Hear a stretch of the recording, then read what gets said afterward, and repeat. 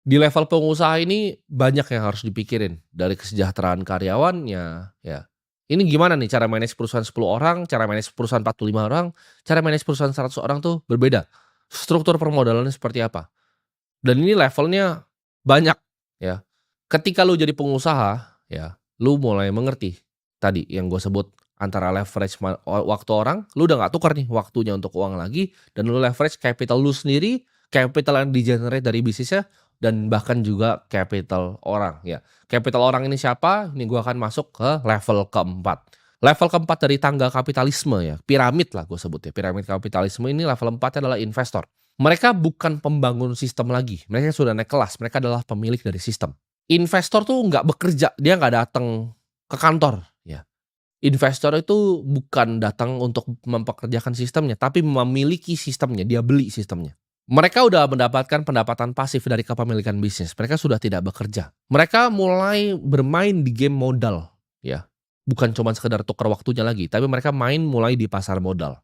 Mereka memanfaatkan pasar modal. Mereka ini menguasai seni valuasi dan seni resiko. Mereka bisa menimbang mana perusahaan yang bagus, mana perusahaan yang jelek. Mereka bisa langsung melihat lebih cepat dibanding seorang pengusaha, bisnis yang bagus itu apa? Capital structure yang baik itu apa? Bagaimana caranya sang CEO ini mengalokasi uang? Kalau nggak mengalokasi, investor ini ngasih tahu, "Oh, lu ngalokasi ini yang benar. Jangan begini caranya." Uang tuh udah bekerja di saat mereka tidur. Ini udah level di mana manusia itu main game infinite, ya. Jadi kemungkinan pendapatan uang itu udah infinity, udah tidak bisa terbatas. Ini level di mana konglomerasi itu terbentuk, ya. Banyak yang nanya, pengen jadi pengusaha atau investor? Ini jawabannya ini bukan sejajar, ya. Pengusaha dan investor itu tidak pernah sejajar. Investor itu selalu di atas pengusaha. Karena investor adalah level terakhir dari pengusaha. Kita contoh ya, Grup Salim. Ketika mereka sudah bikin banyak sekali perusahaan, akhirnya apa? Mereka konsolidasi, mereka bikin di Hong Kong namanya First Pacific.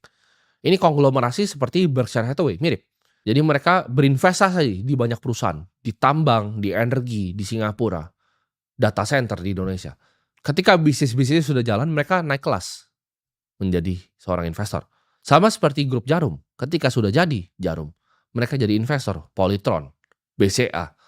Mereka kerja jadi investor, mereka bikin sistemnya. Setelah bikin sistemnya, mereka beli sistem orang lain. Semua pengusaha hebat itu ketika mereka lulus jadi seorang pengusaha itu menjadi seorang investor. Seperti Sergey Brin yang bikin Google. Dia bikin family office Berkshire Global Management. Seperti